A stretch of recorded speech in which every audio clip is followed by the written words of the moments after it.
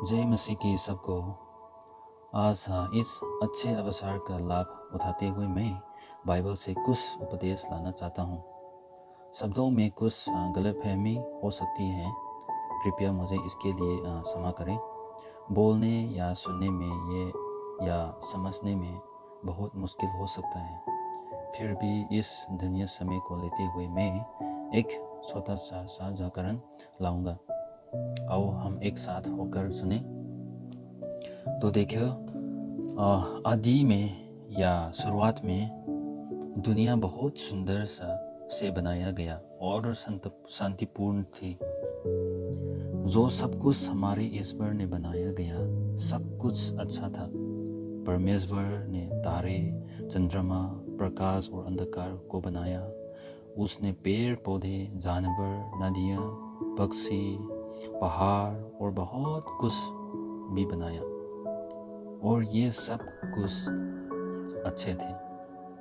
पर आज देखो, जब पाप ने इस संसार में प्रवेश करते ही ये सब कुछ बदल गया, एक मानव अवज्ञा के कारण। पीढ़ियों से पीढ़ियों में देखो तो आशीर्वाद के बदले श्राप ने जगह ले लिया। कोई नहीं है, पर सिर्फ मानव है जिसने सुंदर कृतियों को नाश कर दिया। आज देखो, इस दुनिया को देखो, शांति कहाँ है? जीवन के हर जगह में समस्याओं और परेशानियों से भर गई है। हमारे मन में अवसर और तनाव से भरा है।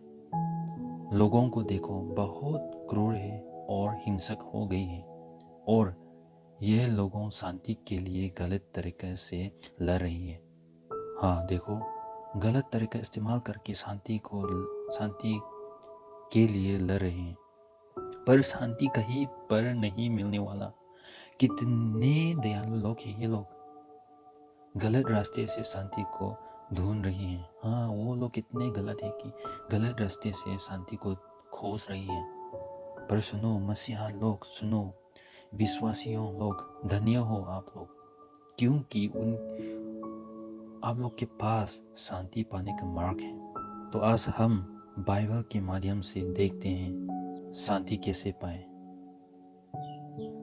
बाइबल में देखने के लिए यूहन्ना अध्याय 16 और वर्स 33 में देखते हैं। मैंने ये बातें तुमसे इसलिए कही हैं कि तुम्हें मुझ में शांति मिले। संसार में तुम्हें क्लेश होता है, परंतु धैर्य बांधो, मैंने संसार को जीत लिया है। तो आज मैंने टाइटल दिया है, पीड़ा या कष्ट के समय में शांति और प्रोत्साहन पाना। हाँ, पीड़ा और कष्ट के समय में शांति और प्रोत्साहन कैसे पाना है।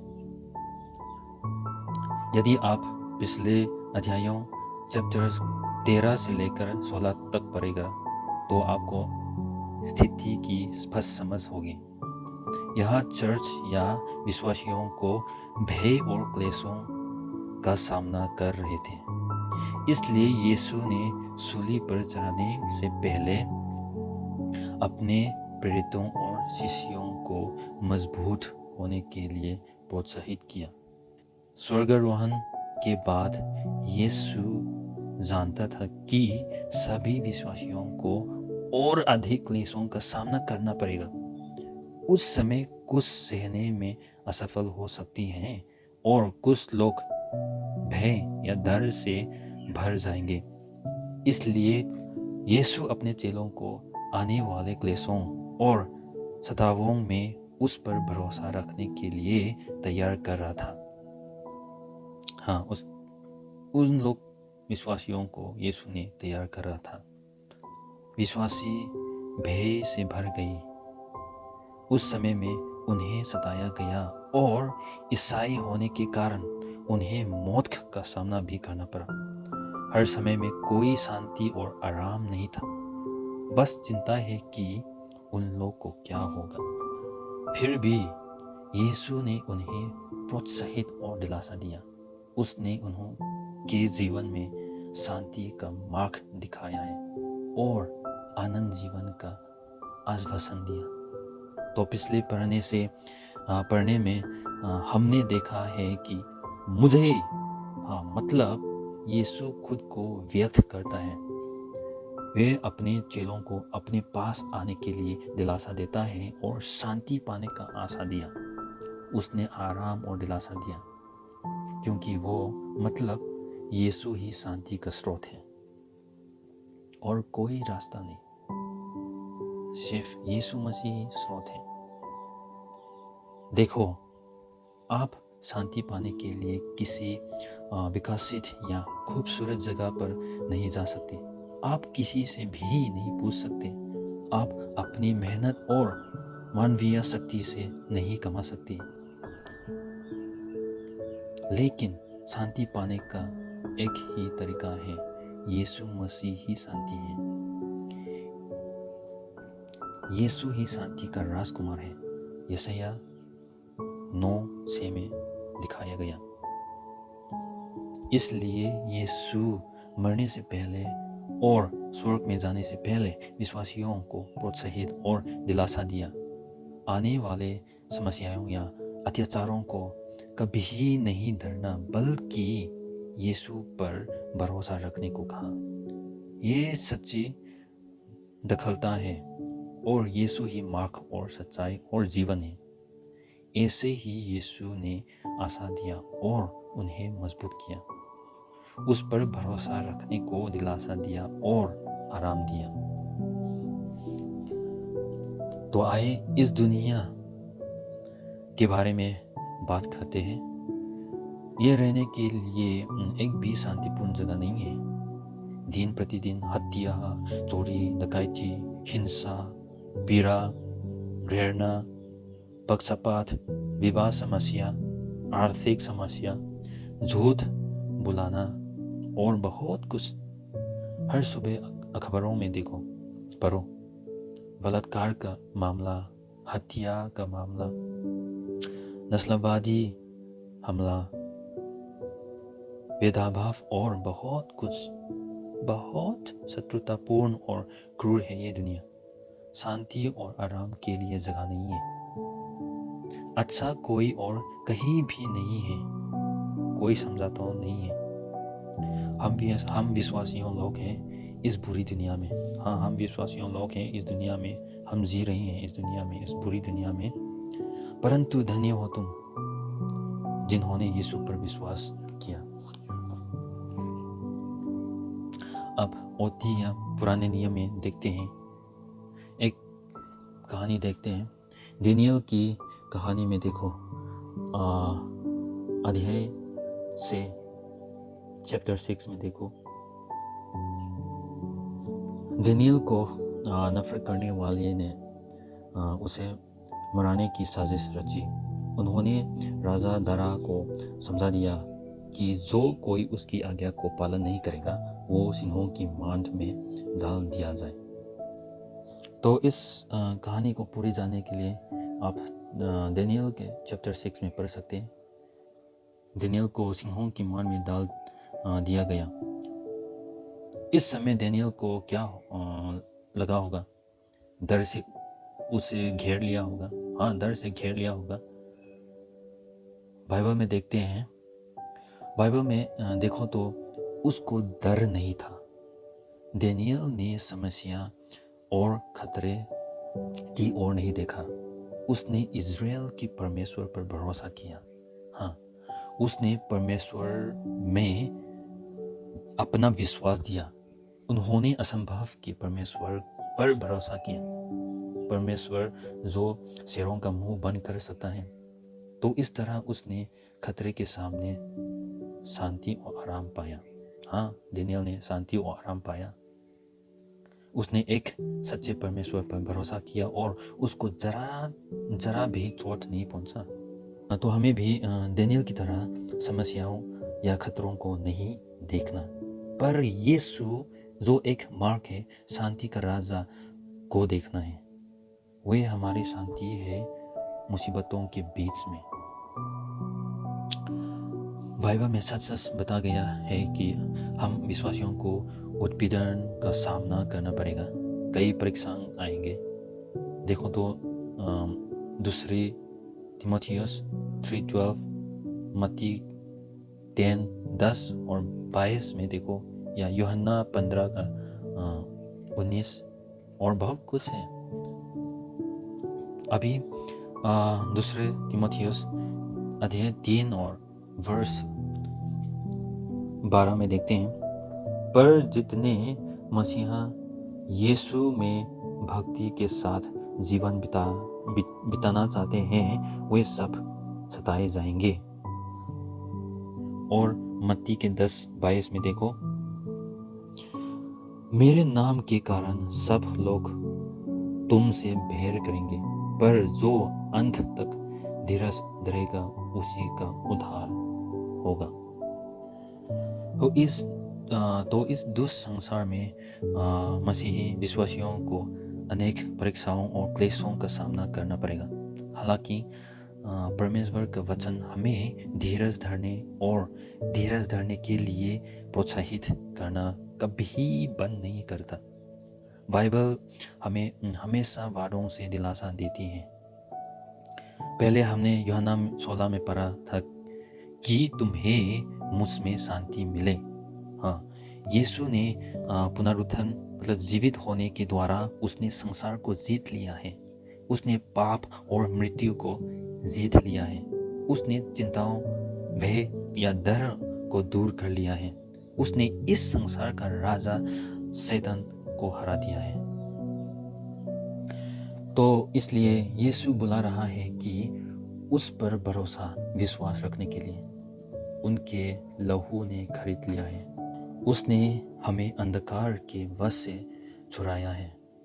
अब हम उसके बच्चे हैं, रोशनी के बच्चे हैं। यीशु हमें उसकी शक्ति पर भरोसा करने के लिए बुला रहे हैं। डरो मत और बस अपने पूरे दिल, मन और ताकत के साथ उसके पास आओ, और यीशु की शांति तुम्हारे साथ रहेंगे। यूहन्ना अध्याय 14:27 में देखो तो, मैंने तुम्हें शांति दिया जाता है, अपनी शांति तुम्हें देता हूँ, जैसे संसार देता नहीं, मैं तुम्हें नहीं देता। तुम्हारा मन ना घबराए और ना डरे। तो शांति का राजा हमें शांति देता है। हमें उस पर भरोसा रखना चाहिए। अंत में एक उदाहरण देखते हैं। हम सब ने देखा और सुना, ये कोविड-19 कोरोना वायरस, ये क्या चीज़ है और ये मानव के लिए क्या करता है।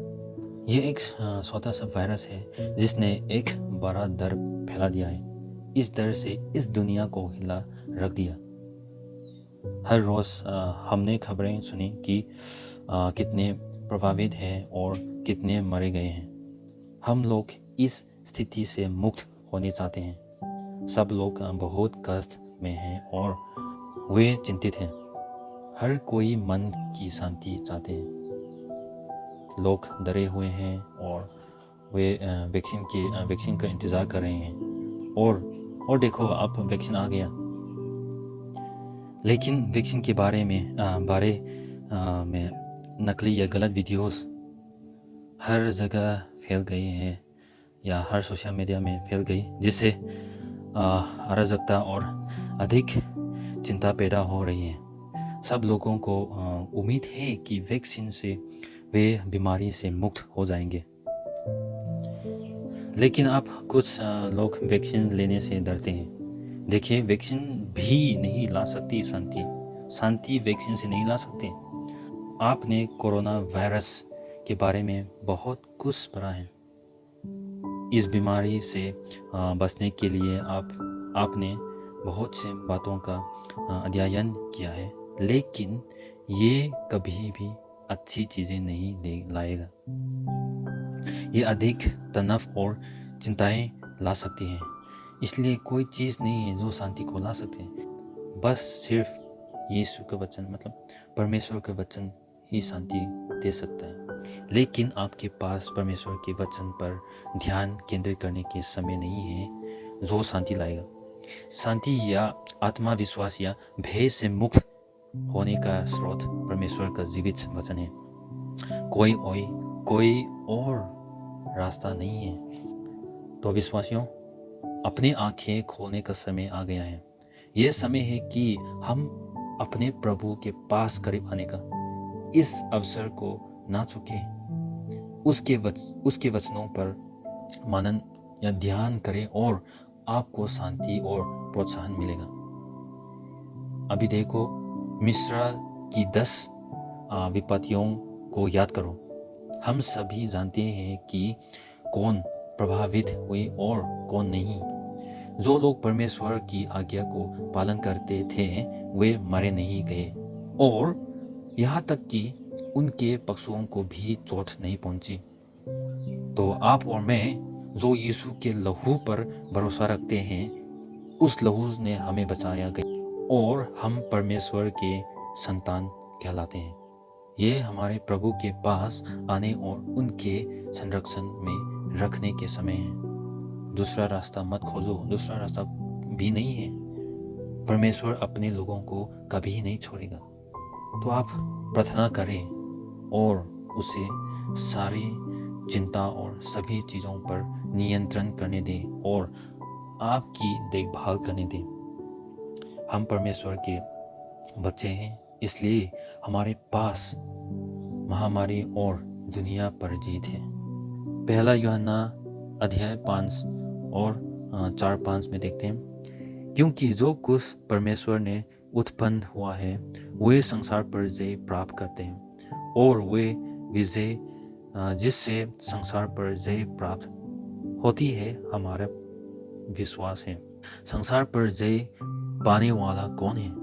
केवल वे जिसका विश्वास है कि यीशु परमेश्वर का पुत्र है। और कोई रास्ता नहीं और कोई मार्ग नहीं, बस यीशु पर विश्वास करो। यीशु पर विश्वास करने से हमें शांति मिलेगी। परमेश्वर की शांति उसके बच्चों के साथ है, इसलिए हमें अपने पास हमारे प्रभु से शांति और प्रोत्साहन मिलते हैं। आइए हम उसके शब्दों पर ध्यान देना शुरू करें और उसके वादों पर विश्वास करें, और हमारे मन और आत्मा में शांति हो। हम ये न भूलें कि हमें शांति और प्रोत्साहन केवल हमारे यीशु से ही मिलता है। हाँ, कष्टों के समय में पूर्ण शक्ति।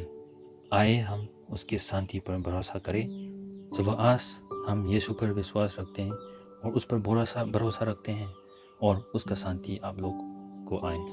प्रभु आपको आशीष दे।